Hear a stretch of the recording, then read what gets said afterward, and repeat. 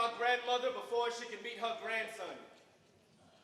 She showed up at her door one day, undetected, unannounced, overstayed her welcome, and before anyone could convince her to leave, she left in the middle of the night and took my grandmother with her. The family friend runs through the bloodlines, leaving a path of destruction behind her, showing up with no warning and no housewarming gift, but she makes your home feel like hell. When she arrives, she makes your chest burn.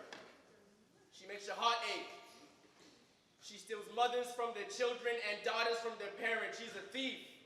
She's a murderer. And she showed up at my mother's door about 10 years ago. It was 2008. You creeped into my mother's bedroom while she was sleeping like a nightmare and turned her life into one. She woke up the next morning and felt a lump in her breast. The family friend had finally arrived. She got to the doctor, and as the doctor asked her questions, the lump moved from her breast to her throat. She was left speechless because she had heard this all before. She realized that she was her mother's child, the family friend. You took my mother hostage. You tied her up to a hospital bed and tried to kidnap her while her kids napped. You attacked the women who used to comb this kid's naps and gave this kid naps. You wife beat her. You snuck under her undershirt and bunched up above her heart. You rapist. Forcing yourself onto unsuspecting women, groping them without their permission, making them hate the bodies that they were given, vandalizing the temple and making it yours to live in. But my mother cut you out like an incision. And I realized that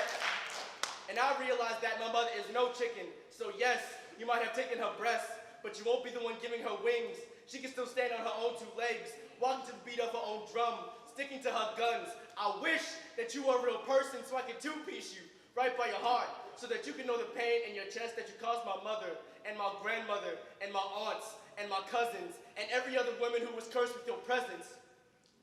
You helped me realize that life is a gift.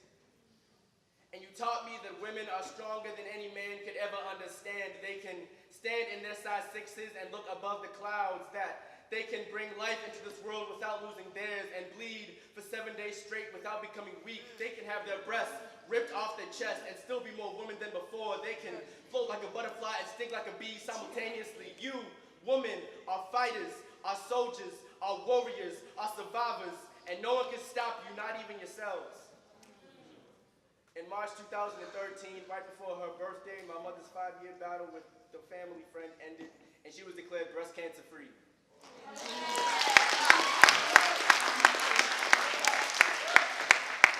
This is a poem dedicated to any woman who was fought and is still fighting with their family friend. If nobody has told you today, I'm proud of you for making it this far, and keep fighting.